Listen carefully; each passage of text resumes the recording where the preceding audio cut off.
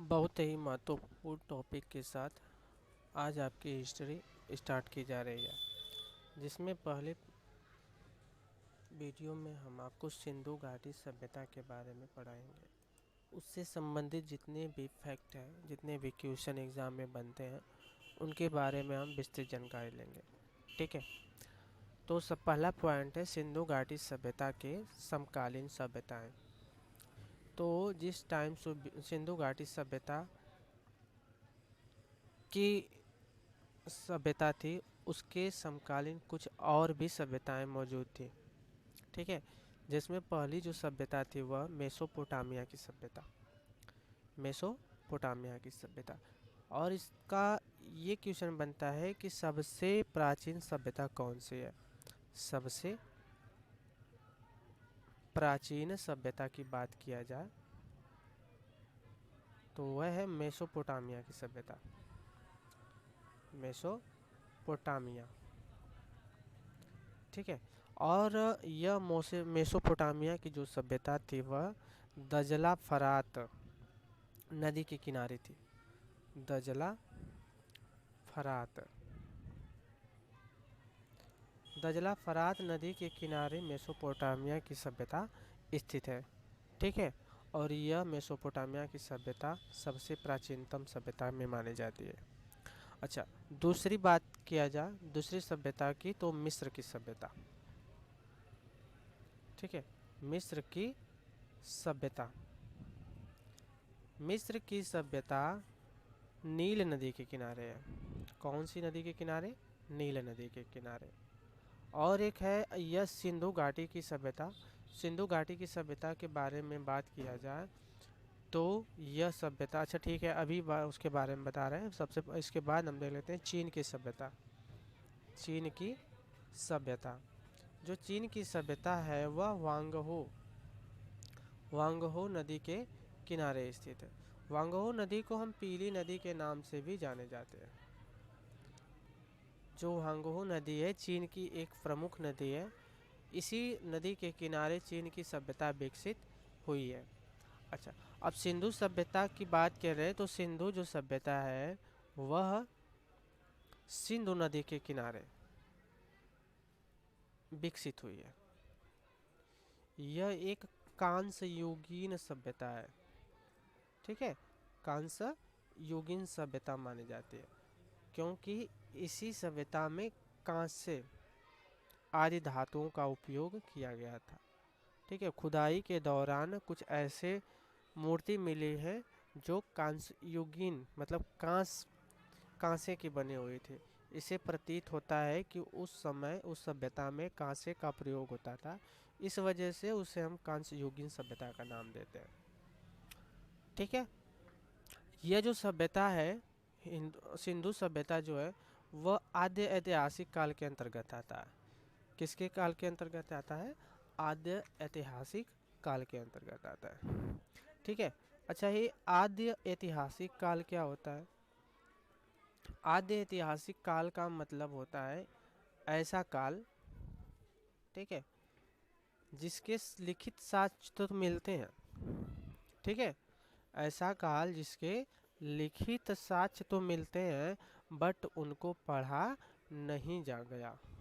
But अभी तक उनको पढ़ा नहीं जा सका। ठीक है, पढ़ा नहीं जा सका, ऐसे काल को हम आद्य ऐतिहासिक काल कहते हैं। अच्छा, जो पढ़ा जा सका उसको क्या बोलते हैं? उसको बोला जाता है ऐतिहासिक काल। ठीक है, ऐतिहासिक काल बोला जाता है। ठीक है, आगे देखो देखें तो सिंधु घाटी की जो लिपि है, लिपि के बारे में देखते हैं। ठीक है, लिपि की बात किया जाए तो सिंधु घाटी की जो लिपि है वह है ब्रुस्टोफेदर, जिसका नाम है एक और कई नामों से जाना जाती है वह लिपि। पहला है भावचित्रात्मक। ठीक है, इसका दूसरा नाम भी है गौमुखी, गौमूत्री के नाम से भी जाना जाता है। तीसरा है ब्रुस्टोफेदन। ब्रुस्टोफेदन, कहने का मतलब ये है कि एग्ज़ाम में एग्जामिनर इन किन्हीं में से एक ऑप्शन में दे देगा और पूछेगा कि मतलब कौन सी लिपि सिंधु घाटी सभ्यता में पाई जाती थी। एक और लिपि है जिसका नाम है सर्पिलाकार लिपि। यह जिसका अन्य नामों से भी जानी जाती है। यही जो लिपि है, इसमें मौजूद होने वाली जो लिपि है वह सर्पिलाकार लिपि थी। इस लिपि के लिखने का जो प्रोसेस था वह दाएं से बाएं लिखी जाती है, मतलब इधर से इधर लिखी जाती थी। ठीक है, अगर वह एक लाइन से अधिक होती थी तो फिर यहाँ से जब दूसरी पंक्ति लिखी जाती थी तो यहाँ से स्टार्ट होती थी, फिर इधर लिखी जाती थी, फिर यहाँ से स्टार्ट होती तो इधर लिखी जाती थी। इस तरह की वजह से इसे हम सर्पिलाकार लिपि का भी नाम देते हैं। ठीक है, तो यह जो लिपि थी क्या लिखी जाती थी, दाएं से बाएं लिखी जाती थी, और जब लाइन कंप्लीट हो जाती थी तो उसको फिर हम बाएं से दाएं लिखते थे। ठीक है, इस प्रकार की यह लिपि होती थी। सिंधु घाटी सभ्यता में भावचित्रात्मक गौमुखी बेस्ट्रोफेदन सर्पिला यह एक ही लिपि का अन्य नाम है। ठीक है, इन सब का साक्ष्य मिलते हैं हमें। आगे देखें तो एक और पॉइंट मिलेगा हमें कि सिंधु घाटी सभ्यता का अन्य नाम क्या है। तो सिंधु घाटी सभ्यता का अन्य नाम जो है उसको हम हड़प्पा और या फिर सिंधु सभ्यता के नाम से जानते हैं। सिंधु सभ्यता, एक मिनट, सिंधु सभ्यता के नाम से जाना जाता है। ठीक है, चलिए आगे देखते हैं तो कुछ पॉइंट के बारे में। जो यह लिपि है, सिंधु घाटी की जो यह लिपि है, इस लिपि में जो पाए जाने वाले अक्षर थे, उस अक्षर में सर्वाधिक अक्षर यू आकार के थे। किस आकार के? यू आकार के पाए जाते हैं। एग्जाम में पूछा गया क्वेश्चन है कि सर्वाधिक अक्षर किस आकार के पाए जाते थे, तो वह यू आकार के रूप में पाए जाते थे। अच्छा, अभी बताया गया था कि इस लिपि को अब तक पढ़ा नहीं गया है। ठीक है, अब तक नहीं पढ़ा जा सका है, नहीं पढ़ा जा सका है। ठीक है, इसी वजह से इसे हम आद्य ऐतिहासिक काल के अंतर्गत रखते हैं।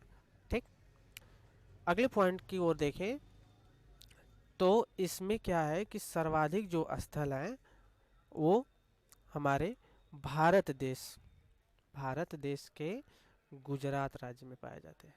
किसमें? गुजरात राज्य में पाए जाते हैं।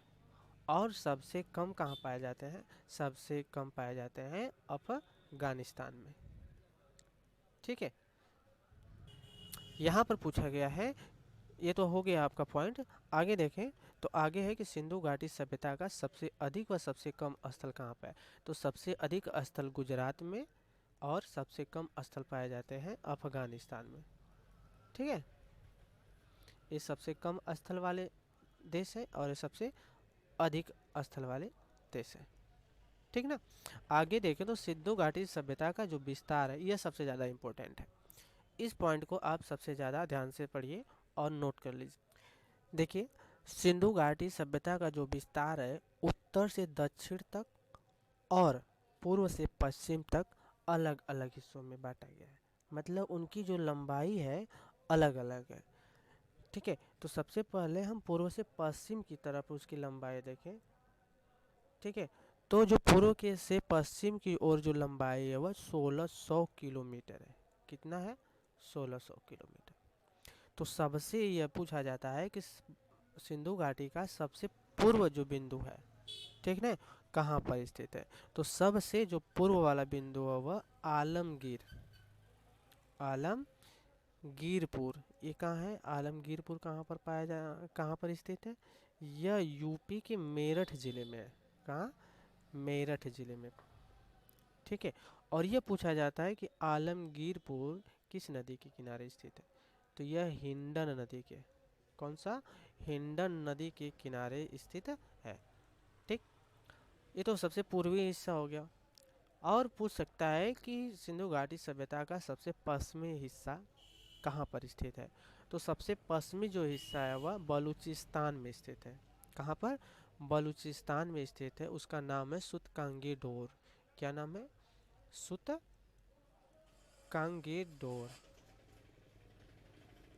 ठीक है, ये स्थित कहाँ है? बलूचिस्तान में। बलूचिस्तान में, ठीक ना। यह किस नदी के किनारे पाया जाता है, मतलब स्थित है? यह दास्क नदी के किनारे। ठीक है, काफ़ी इम्पोर्टेंट है दास्क नदी। ये तो पूर्व स्थित स्थल, पश्चिमी स्थित स्थल, और बात कर लिया जाए उत्तर से दक्षिण की ओर स्थित स्थलों के बारे में और उनकी लंबाई के बारे में। पूर्व से पश्चिम तक की जो लंबाई वो 1600 किलोमीटर है, और उत्तर से दक्षिण तक की जो लंबाई है वो इससे कम, मतलब 1400 किलोमीटर है। कितना है? 1400 किलोमीटर। अच्छा, उत्तर स्थित हम स्थल की बात करें तो उसका नाम है मांडा। क्या नाम है? मांदा। ये कहाँ पर स्थित है? मांदा जो स्थल है वो भारत में स्थित है, और वह किस राज्य में है? वह है जम्मू कश्मीर में। कहाँ पर? जम्मू कश्मीर में स्थित है। ठीक है। अच्छा, यह किस नदी पे है? यह चेनाब नदी पर स्थित है। चेनाब नदी पर स्थित है। ठीक है, यह तो हो गया आपका उत्तरी स्थल। और अगर दक्षिणी स्थल की बात करें तो दक्षिणी स्थल जो स्थित है वह महाराष्ट्र में। ठीक है, महाराष्ट्र में। वह किस जगह पर स्थित है? वह है दैमाबाद। दैमाबाद में स्थित है। यह जो स्थित है वह गोदावरी नदी के तट पर स्थित है। गोदावरी नदी के तट पर।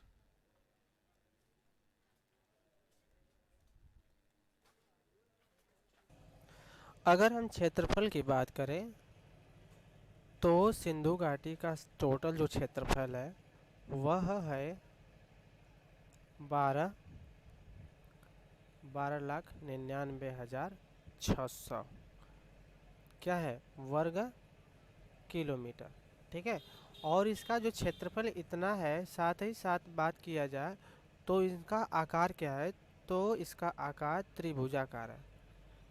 त्रिभुजाकार। ठीक है, अभी हमने पढ़ा कि सबसे अधिक स्थल गुजरात में, सबसे कम अफगानिस्तान में। उत्तरी जो सिरा है वह मांदा जिला जम्मू कश्मीर के चेनाब नदी पर है। ठीक। और दक्षिणी जो स्थल है वो महाराष्ट्र में दैमाबाद में पड़ता है, गोदावरी नदी के किनारे। अगर पूर्वी स्थल की बात करें, आलमगीरपुर यूपी के मेरठ जिले में हिंडन नदी के किनारे है। और सुतकांगी डोर की बात करें तो वह है बलूचिस्तान में दास्क नदी के किनारे। उत्तर से दक्षिण तक की जो टोटल लंबाई है 1400 किलोमीटर, और पूर्व से पश्चिम की लंबाई 1600 किलोमीटर। एग्जाम की दृष्टि से यह इम्पोर्टेंट है। अब चलते हैं आगे। तो अगला जो पॉइंट है वह है सिंधु घाटी सभ्यता का अतीत। अतीत का मतलब उसकी क्या मुख्य भूमिका है, या फिर उनका खोज विवरण किस समय किसके द्वारा किया गया। ठीक है, सबसे पहले अगर बात किया जाए तो सिंधु घाटी का जो सबसे प्राचीन नगर की बात करें तो सबसे प्राचीनतम नगर है हड़प्पा। हड़प्पा सिंधु घाटी सभ्यता का सबसे प्राचीनतम नगर हड़प्पा। ठीक है। अच्छा, अब बात करें तो 1826 ईस्वी में सबसे पहले, सर्वप्रथम की बात करें, चार्ल्स मैसन नाम के एक व्यक्ति द्वारा भारत में एक प्राचीनतम नगर की बात की गई थी। चार्ल्स मैसन 1826 ईस्वी में सबसे पहले चार्ल्स मैसन नाम के एक व्यक्ति द्वारा एक सबसे प्राचीनतम नगर की बात की गई थी। किसकी नगर की? सबसे प्राचीनतम प्राचीनतम नगर की बात की गई थी, और उस नगर का क्या नाम बोले थे? हड़प्पा। ठीक है, मतलब इन्हीं के द्वारा एक सबसे पुराने नगर की बात की गई थी, और बोले थे कि एक सबसे पुराना नगर है जिसका नाम हड़प्पा है। चलिए आगे देखते हैं। तो भारतीय पुरातत्व एवं संरक्षण विभाग की स्थापना की बात करें तो इसकी स्थापना 1904 ईस्वी में हुई थी। ठीक है, 1904 ईस्वी में हुई थी। और किसके द्वारा हुई थी? लॉर्ड कर्जन के द्वारा। लॉर्ड कर्जन के द्वारा। ठीक है। और बात करें 1905 की ईस्वी की बात करें तो बंगाल विभाजन, बंगाल विभाजन का जो श्रेय होता है वो जाता है लॉर्ड कर्जन को द्वारा। ठीक है, मतलब बोल सकता है कि बंगाल विभाजन किस साल हुआ? 1905 में। किसके उस समय वायसराय कौन थे या गवर्नर जनरल कौन थे? तो लॉर्ड कर्जन थे। ठीक है। भारतीय पुरातत्व सर्वेक्षण विभाग के जो निदेशक थे, वो थे जॉन मार्शल। John Marshall. ये सब मुख्य पॉइंट है, इनको नोट कर लीजिएगा। ठीक है। और बात करें कुछ मानचित्रों के बारे में तो हड़प्पा की जो मानचित्र है जो जारी हुआ था वह 1856 ईस्वी में जारी हुआ था। देखिए 1856 ईस्वी में ए कनिंघम नाम के एक व्यक्ति थे। ए कनिंघम नाम के व्यक्ति जिन्होंने क्या किया था? ए कनिंघम नाम के व्यक्ति जिन्होंने हड़प्पा का मानचित्र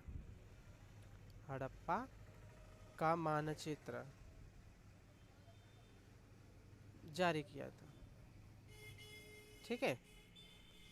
और आगे बात करें तो 1851 और 1853 के बीच में ए कनिंघम ने ही टीले का सर्वेक्षण भी किया था। टीले का सर्वेक्षण किया था।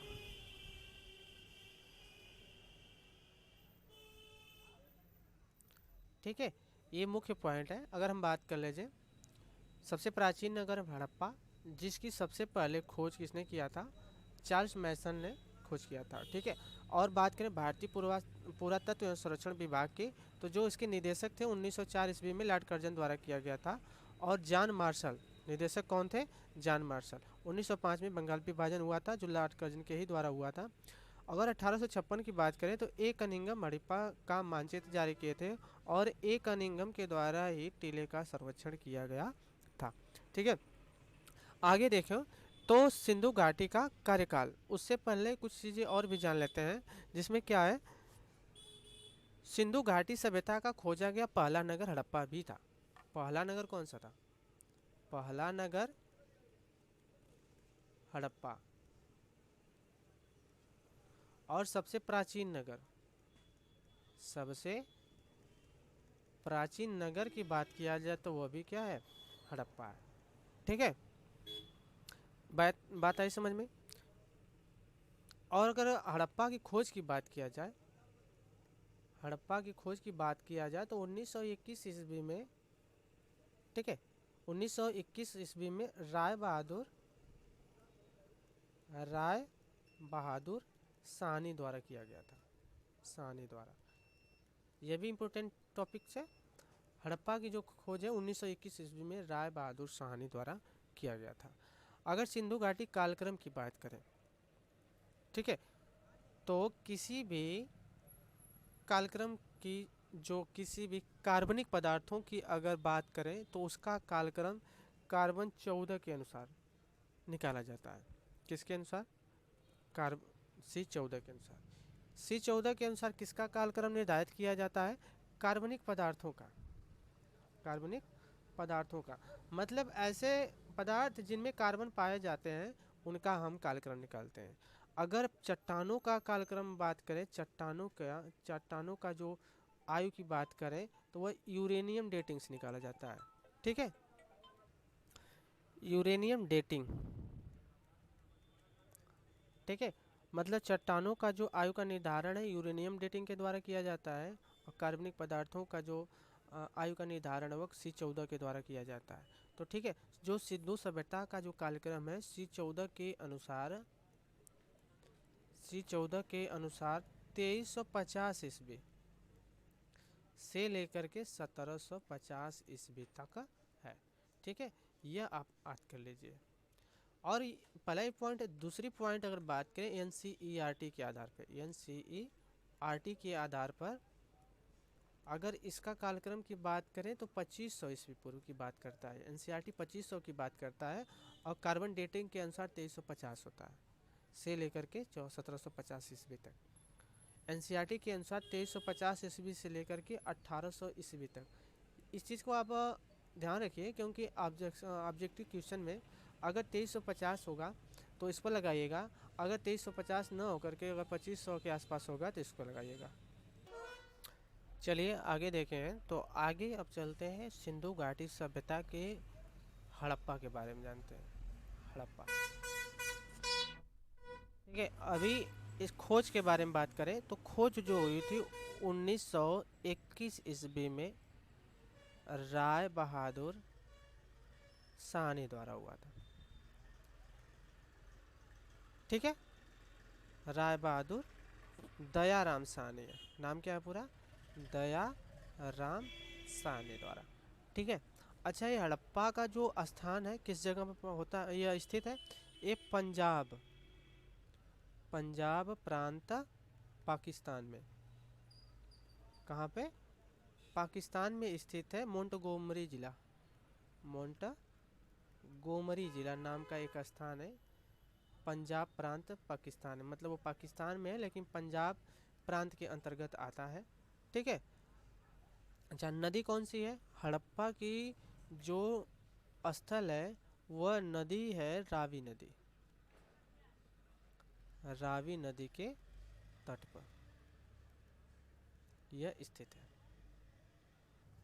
मतलब बात करें खोज 1921 ईस्वी में दयाराम साहनी द्वारा, पंजाब प्रांत पाकिस्तान मोंटगोमरी जिला में ये जिला है, ठीक है, रावी नदी के तट पर स्थित है। जो निदेशक है हड़प्पा सभ्यता की खोज के, जो निदेशक हैं वो जॉन मार्शल। अभी पिछले ही पॉइंट में हम बताए थे आपको कि जॉन मार्शल के द्वारा ही हड़प्पा की खोज किया गया था। भाग, हड़प्पा के दो भाग हैं। पहला जो भाग है उसका नाम है पूर्वी टीला। कौन सा टीला, पूर्वी टीला। दूसरा भाग है पश्चिमी टीला, पश्चिमी टीला। अब पश्चिमी टीला का जो ये दुर्ग हैं दोनों, पूर्वी टीला और पश्चिमी टीला। पश्चिमी जो टीला था वो जो बड़े वर्ग के लोग थे उनका निवास था, स्थान था। इसको हम दुर्ग टीला का भी नाम देते हैं, दुर्ग टीला का नाम दिया जाता है। इसमें प्रशासनिक लोग थे, मतलब उच्च वर्ग के लोग स्थित होते थे। प्रशासन का जो कार्यभार देखते थे वे लोग थे इसमें। कौन कौन से लोग थे, प्रशासनिक लोग इस टीले में निवास करते थे। और पूर्वी टीले में कौन लोग रहते, नगर टीला बोला जाता था। इसका नाम उपनाम नगर टीला था। इसमें नगर के लोग स्थित थे, नगर के लोग रहते थे। अच्छा, अब साक्ष्य के बारे में बात करें, ठीक है, साक्ष्य के बारे में भी बात ले रहे हैं, लेकिन उससे पहले हम बात कर ले रहे हैं कि इस हड़प्पा की जब खोदा गया, हड़प्पा को जब खोदा गया तो उस कंडीशन में कुछ मोहरें मिली, ठीक है, कुछ मोहरें मिली जिन मोहरों का आकार था आयताकार, दूसरा वृत्ताकार और तीसरा वर्गाकार। सबसे अधिक वर्गाकार जो है ना, सबसे अधिक प्रकार की मोहरें वर्गाकार प्रकार की थी। ये मोहरें ना चांदी के भी थी, मिट्टी के बने हुए टेराकोटा से भी, सेल खड़ी से भी थी।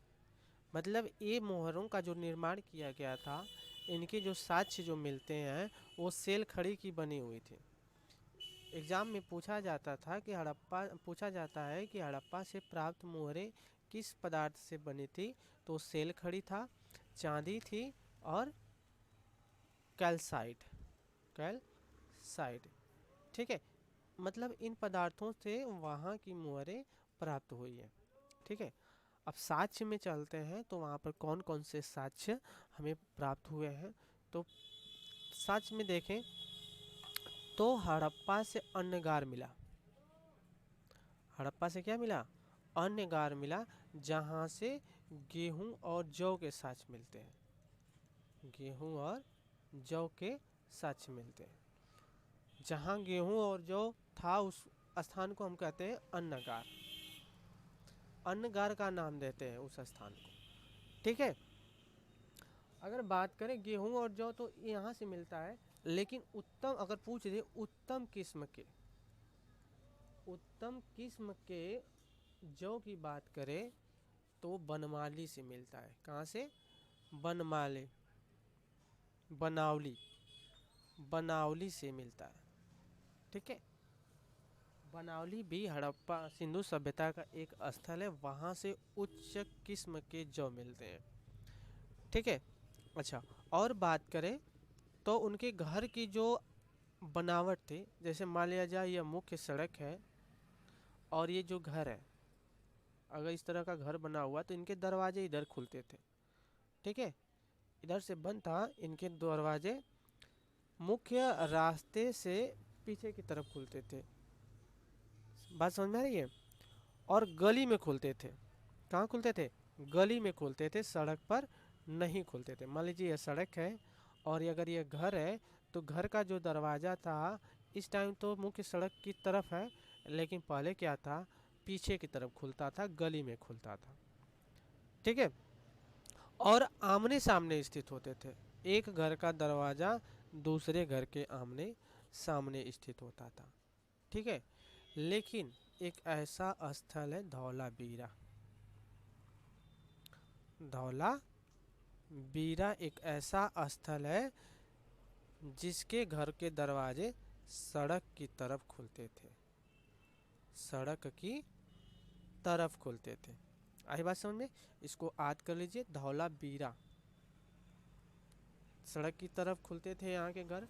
लेकिन जो हड़प्पा में पाए जाने वाले वहाँ के जो साक्ष्य के हिसाब से बताया गया है कि वहाँ स्थित मकान के जो या घर के जो दरवाजे थे वो सड़क के विपरीत दिशा में खुलते थे। ठीक है। और गली में एक दूसरे के सामने स्थित होते थे। आई बात समझ? अगर बात करें यहाँ की अन्नगार के बारे में बात करें, अन्नगार के बारे में बात करें तो यह सौंधव मतलब सिंधु सभ्यता का दूसरी सबसे बड़ी इमारत है।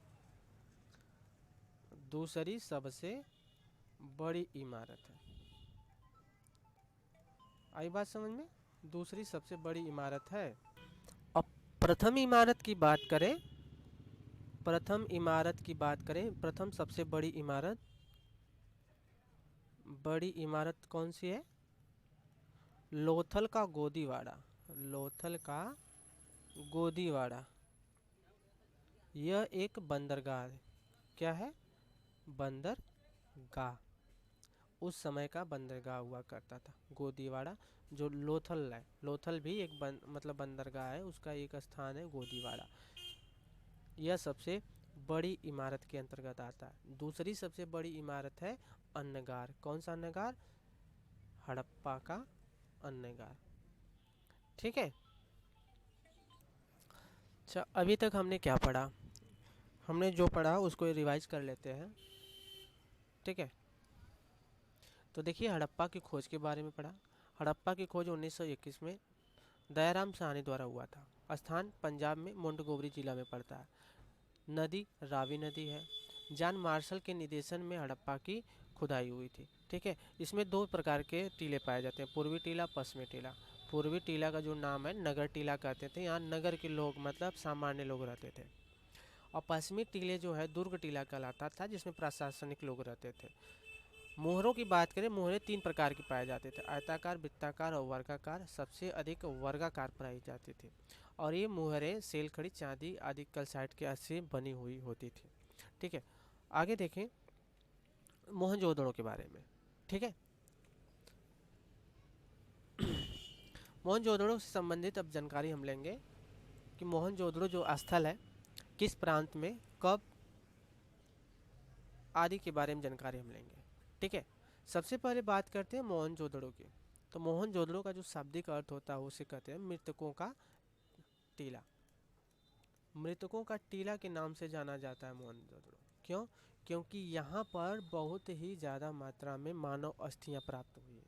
खुदाई के दौरान बहुत अधिक मानव अस्थियाँ प्राप्त हुई हैं, इस वजह से इसको हम मृतकों का टीला के नाम से जाना जाता है।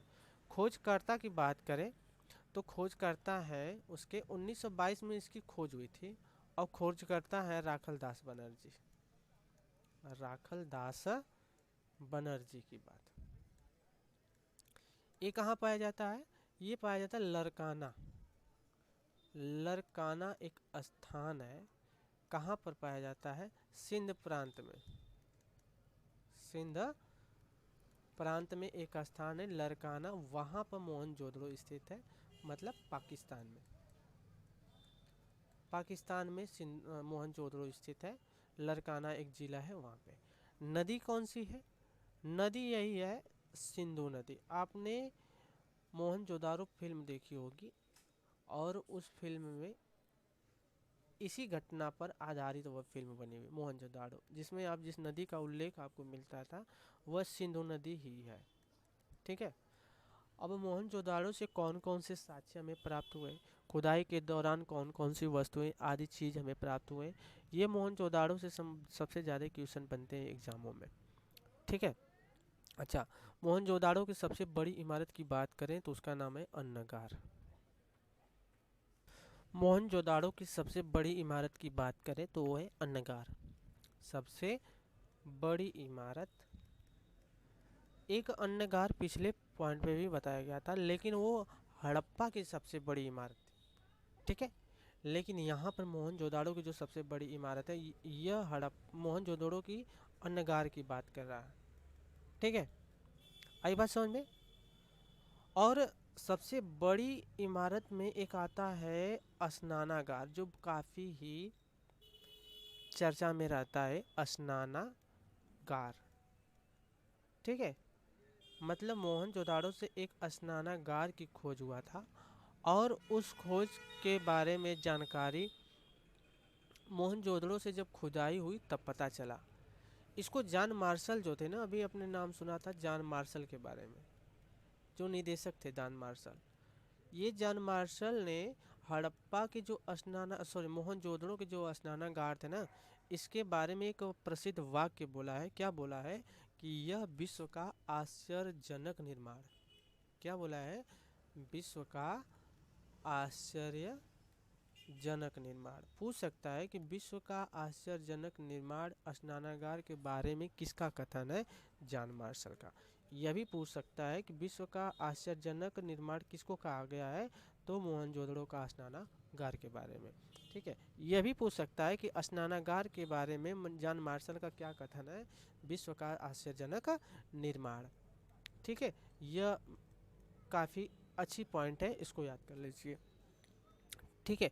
और अगर बात कुछ साक्ष्यों की बात करें तो वहाँ पर एक मंदिर मंदिर बोले मंदिर नहीं, मुहर, एक मुहर मिला था,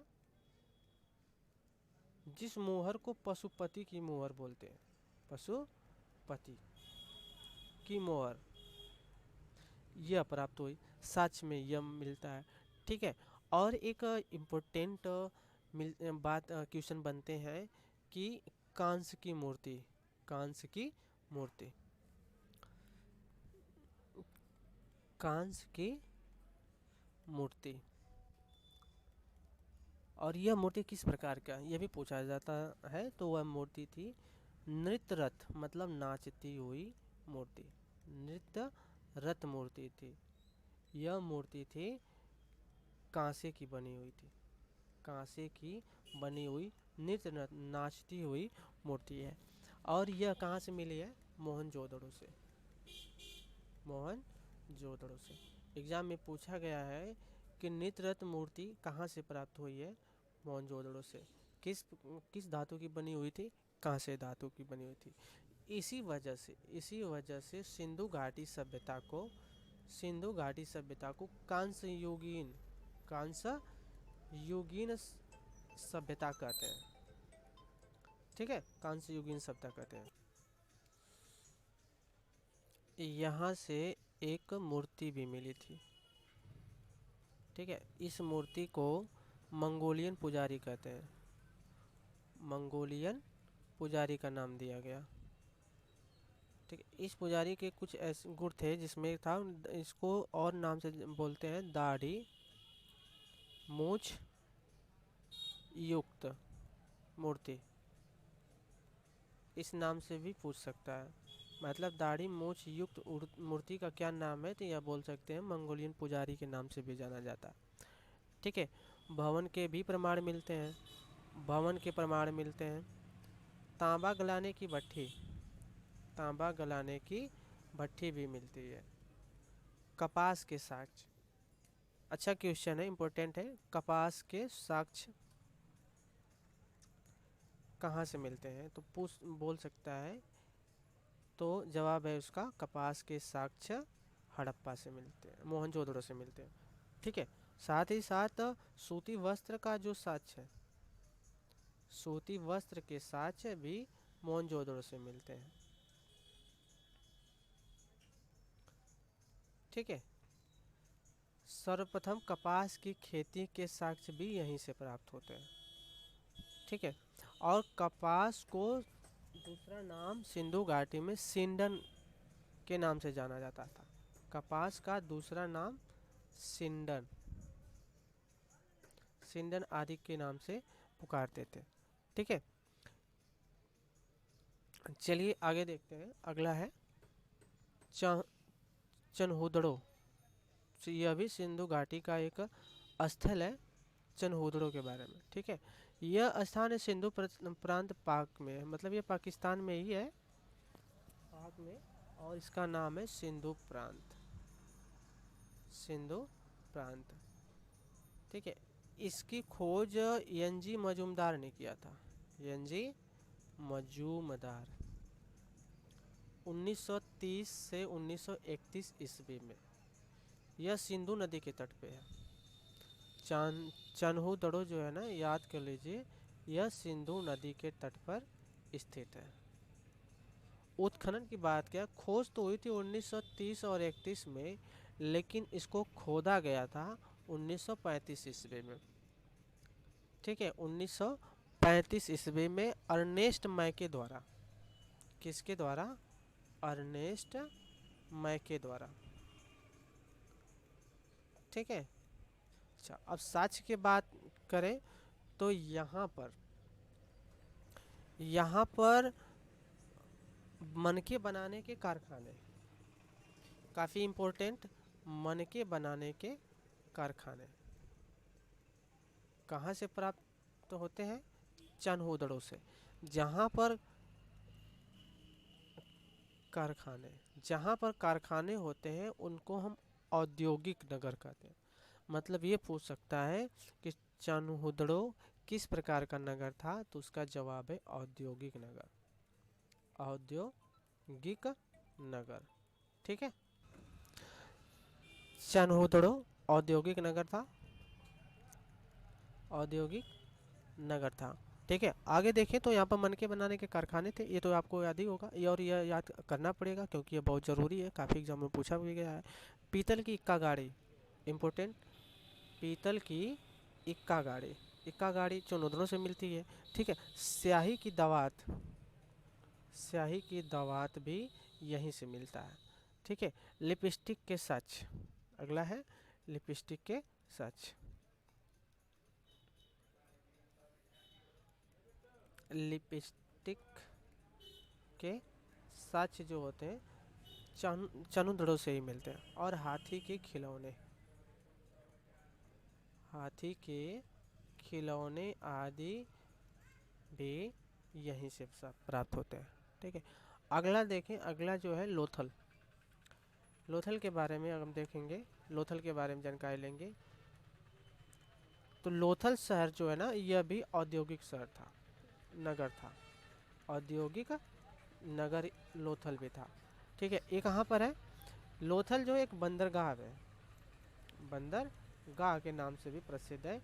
कि लोथल क्या था, तो लोथल एक बंदरगाह था। इसका स्थान गुजरात में है, गुजरात में प्रसिद्ध स्थल है लोथल। ठीक है, और यहाँ पर सबसे बड़ा बताए भी थे, लोथल का सबसे बड़ा सार्वजनिक स्थल, लोथल का सबसे बड़ा बड़ा सार्वजनिक जनिक स्थल गोदीवाड़ा, ये पहले बताए भी थे। इम्पोर्टेंट क्वेश्चन, नदी पूछेगा, नदी लोथल किस नदी के किनारे है स्थित है? भोगवा नदी। कौन सा नदी? भोगवा नदी के बारे में पूछ सकता है। ठीक है, चलिए अब और आगे देखते हैं खोज और खोजकर्ता के बारे में। खोज जो हुआ था ना 1959 में हुआ था, SR राव द्वारा। किसके द्वारा? SR राव द्वारा। ठीक है, आई बात समझ में, इस चीज़ को याद कर लीजिए। लोथल भी काफ़ी इंपॉर्टेंट है। लोथल एक वहाँ उस टाइम का बंदरगाह होता था, जो औद्योगिक नगर भी था, बंदरगाह भी था और औद्योगिक नगर भी था। ठीक है, और वह गुजरात में स्थित है। साक्ष्य क्या क्या मिलते थे? पहला है जहाँ पर बंदरगाह होंगे, आप समझ ही सकते हैं, वहाँ पर इंपोर्ट और एक्सपोर्ट होगा, तो अनाजों का भी इंपोर्ट एक्सपोर्ट होगा। जब अनाजों का इंपोर्ट एक्सपोर्ट होगा तो मतलब वहाँ पे जो साक्ष्य मिल सकते हैं अनाजों के भी मिल सकते हैं, तो जिसमें चावल और बाजरा, चावल व बाजरे के भी साक्ष्य वहीं से मिलते हैं, बाजरे के साक्ष्य। ठीक है, लोथल से प्राप्त होता है। चक्की के दो पार्ट, चक्की के दो जो पार्ट होते थे ना, वो भी यहीं से प्राप्त है। ठीक है, नाप तोल का पैमाना, पैमाना पैमाना जो है नाप तोल का, नाप तौल का पैमाना भी यहीं से प्राप्त है। ठीक है, आई बात समझ? अच्छा, और एक जहाँ पर बंदरगाह होता है तो वहाँ पर जल भी होगा, तो वहाँ की जो जल की देवी होती ना, समुद्र की देवी, समुद्र, वहाँ जब बंदरगाह है तो समुद्र भी होगा, तो समुद्र की देवी को उनका एक नाम देते थे जिसका नाम है सिकोतरी माता, सिकोतरी माता आदि नाम से वे लोग पुकारते थे। आई बात समझ में? ठीक है, अच्छा, अब ये बात ये भी है कि चिकित्सा का भी वहाँ पर केंद्र था, चिकित्सा के केंद्र के भी साक्ष्य वहाँ पर मिले थे, जिसमें खोपड़ी की शैल्य चिकित्सा, खोपड़ी की शैल्य चिकित्सा के भी साक्ष्य मिलते हैं। ठीक है, अच्छा, आगे आगे बात करें युगल समाधान, युगल समाधान मतलब एक शव के साथ एक और शव को दफनाना, वहाँ की रीति रिवाजों के साक्ष्य भी मिलते हैं।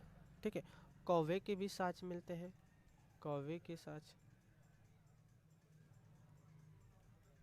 और पंचतंत्र, यह काफ़ी इम्पोर्टेंट है, पंचतंत्र की लोमड़ी की जो साक्ष्य है ना, वो भी यहीं से प्राप्त होते हैं। कहाँ से? लोथल से।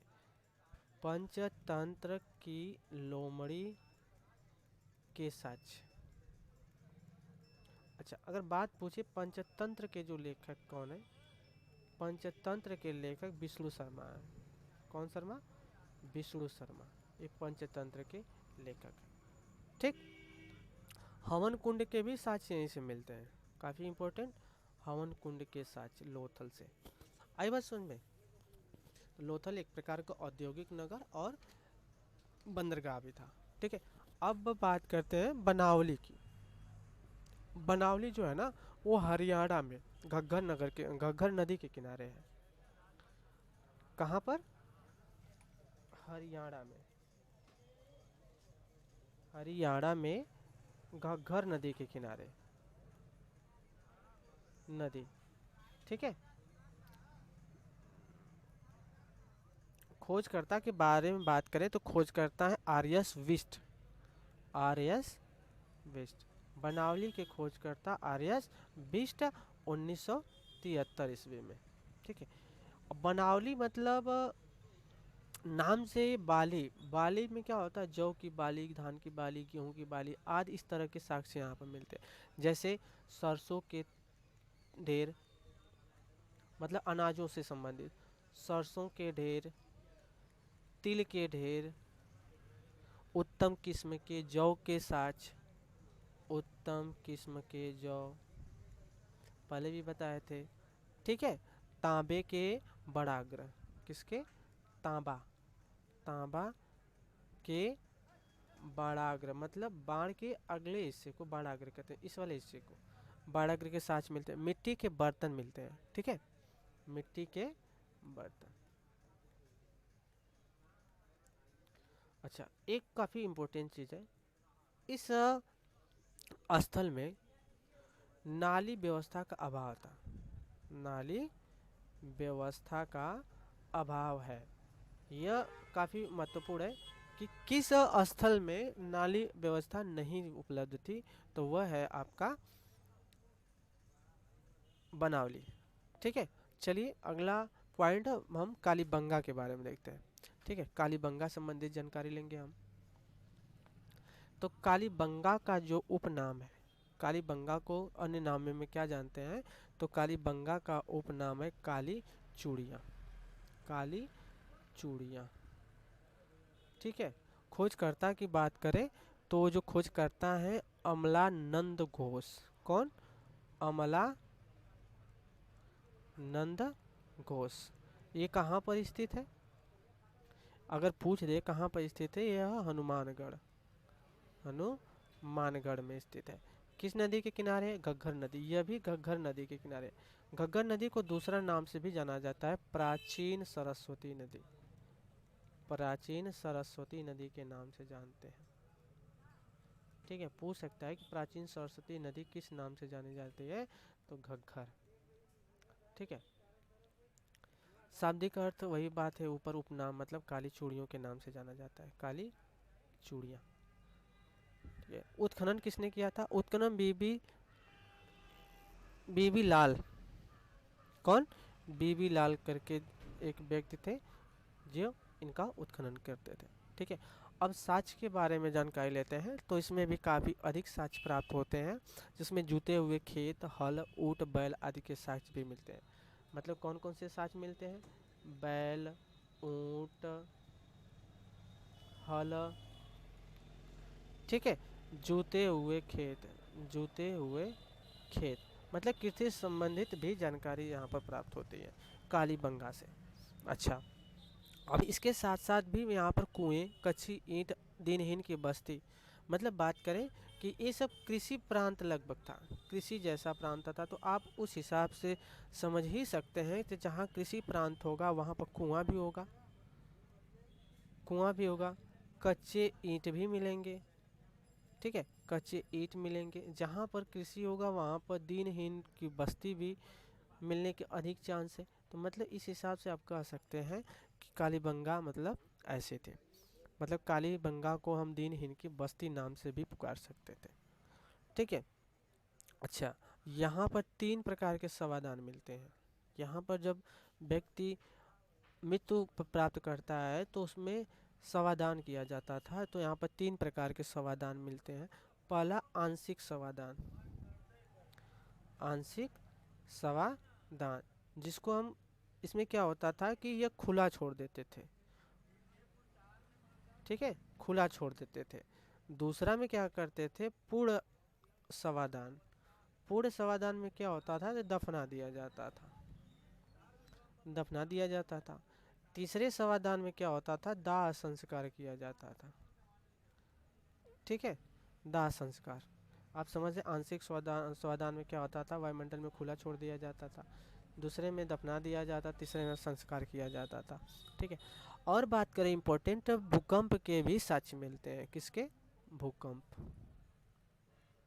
भूकंप के जो साक्ष्य हैं वो यहाँ से प्राप्त होते हैं। ठीक है, आई बात समझ में? चलिए अगला पॉइंट पढ़ते हैं हम, सुरकोतड़ा। सुरकोतड़ा के बारे में देखें तो सुरकोतड़ा है गुजरात में पड़ता है, गुजरात में खोज कर 1964 ईस्वी में। ठीक है, और किसके द्वारा? जगपति जोशी, किसके द्वारा? जगपति जोशी के द्वारा इसका खोज हुआ था। कदना आई बात समझ में? अच्छा, यहाँ से सिंधु सभ्यता के विनाश के भी साक्ष्य मिलते थे। काफ़ी इम्पोर्टेंट पॉइंट ये है कि विनाश के साक्ष्य, किसके साक्ष्य? विनाश के साक्ष्य। अच्छा, ये विनाश के साक्ष्य मतलब विनाश कैसे हुआ था इनका? तो साक्ष्य के हिसाब से अनुमान लगाया था कि जलवायु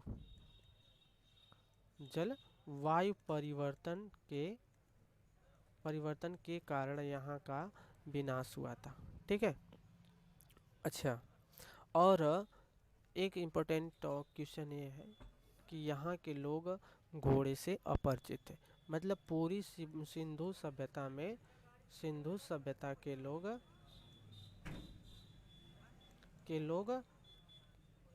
घोड़े से अपरिचित होते थे, अपरिचित थे।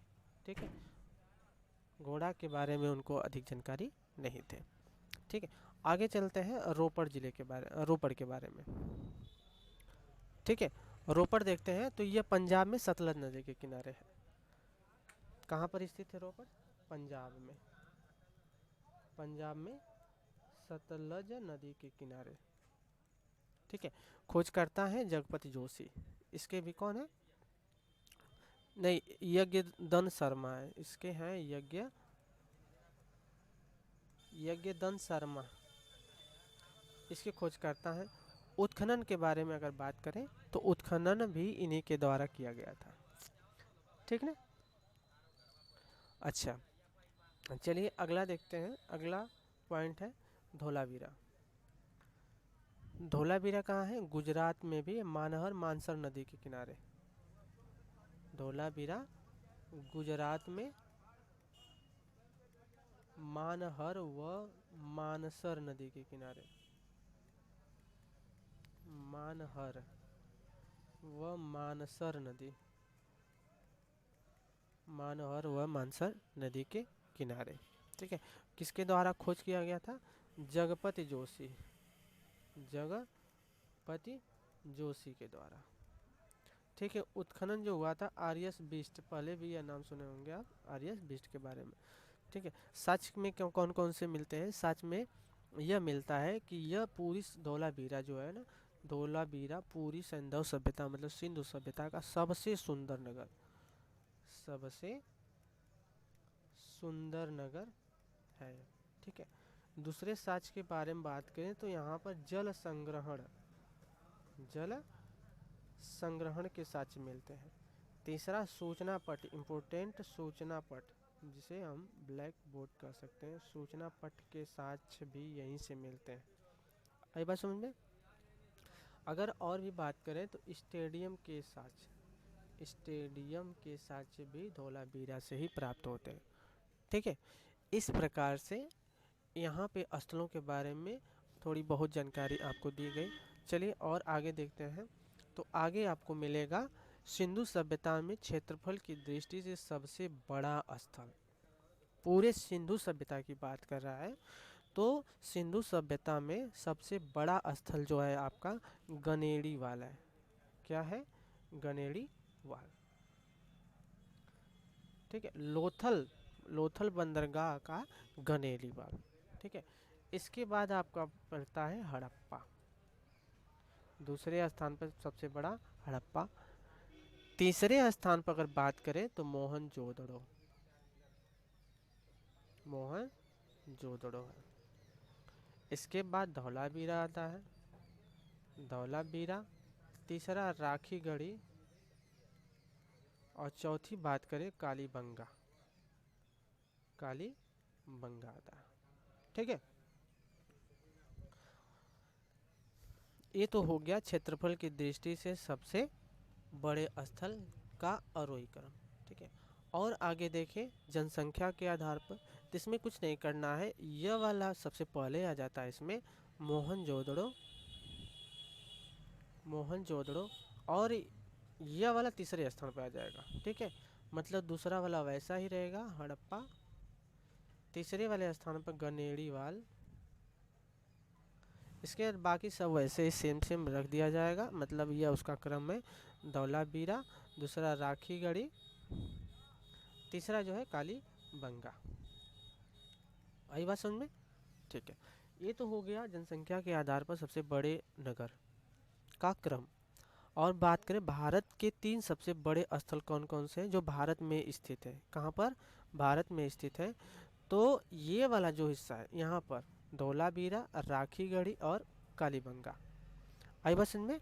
कौन कौन से सबसे बड़े स्थलों की बात करें तो धौलावीरा, राखीगढ़ी और कालीबंगा, ये भारत में सबसे बड़े 3 बड़े स्थल हैं। और ये तीनों कहाँ स्थित है? मोहनजोदड़ो, हड़प्पा और गढ़ेनीवाल, यह कहाँ पर स्थित है? यह स्थित है आपका पाकिस्तान में, पाक में। ठीक है, इस तरह से आपका ये वाला पॉइंट क्लियर हुआ। आगे कुछ पॉइंट के बारे में देखें तो वहाँ पर कुछ सिंपल क्वेश्चन आपको बनेंगे, जैसा कि धौलावीरा भारत में सिंधु सभ्यता की पहली साइट है। ठीक है, देखिए यहाँ पर पॉइंट को फिर से समझ लेते हैं कि जो धौलावीरा है भारत में सिंधु घाटी सभ्यता की पहली ऐसी साइट है जिसको यूनेस्को ने 2021 में किसमें विश्व विरासत स्थल में सूचित किया है। मतलब 2021 से पहले यूनेस्को में कोई भी ऐसी साइट सिंधु घाटी सभ्यता की नहीं थी जो शामिल थी। ठीक है, लोथल एवं सुतकोदड़ा सिंधु सभ्यता का ही बंदरगाह है। कौन सा? लोथड़ और सुतकोदड़ा, आपको बताए भी थे लोथड़ और सुतकोदड़ा। मोहनजोदड़ो से प्राप्त 3 मुख वाले देवता की मूर्ति मिली जिसे पशुपतिनाथ नाम देते हैं। ठीक है, पशुपतिनाथ का कितने मुख वाले? 3 मुख वाले थे। और इनके चारों ओर हाथी, घोड़ा, चीता, पैसा आदि विद्यमान है। ठीक है, सिंधु घाटी सभ्यता की जो लिपि थी वो भाव चित्रात्मक। कौन सी? भाव चित्रात्मक है। यह दाएं से बाएं और फिर जब एक लाइन कंप्लीट हो जाती थी तो वह बाएं से फिर दाएं की तरफ लिखी जाती थी। ठीक है, सिंधु सभ्यता के लोगों ने नगरों और घरों के विनाश के लिए ग्रिड पद्धति अपनाई। विनाश नहीं, विकास। आगे देखो, सिंधु सभ्यता की मुख्य फसल गेहूं और जौ थे। ठीक है, गेहूं और जौ के साथ भी मिलते हैं जो सिंधु सभ्यता के प्रमुख अनाज थे। मिठास के लिए शहद का प्रयोग करते थे। ठीक है, इनकी जो इकाई थी, मतलब नाप तौल की इकाई, नाप तौल की जो इकाई थी 16 के अनुपात में थी। किसके अनुपात में? 16 के अनुपात में थी। ठीक है, सिंधु घाटी के लोग धरती को उर्वरा की देवी के नाम से पूजा करते थे। ये इंपॉर्टेंट है, उर्वरा की देवी किसे कहा जाता था? धरती को, धरती को उर्वरा की देवी का नाम से था। सिंधु सभ्यता जो थी ना मातृसत्तात्मक थी, मतलब वहाँ की जो महिला थी मुखिया कहलाती थी, महिला मुखिया थी। ठीक है, मनोरंजन के लिए मछली पकड़ना, शिकार करना, पशु पक्षी आपस में लड़ाना, चौपाल, पासा खेलना आदि वहाँ के साधन थे। ठीक है, मनोरंजन के लिए ये सब काम किया जाता था। पकी हुई पकी हुई मिट्टी को टेराकोटा कहा जाता है। क्या कहा जाता है? टेराकोटा। इंपॉर्टेंट है, टेराकोटा किसे कहते हैं? मिट्टी, पकी हुई मिट्टी को टेराकोटा कहते हैं। इस प्रकार ये लेसन समाप्त होता है। ठीक है, धन्यवाद दोस्तों।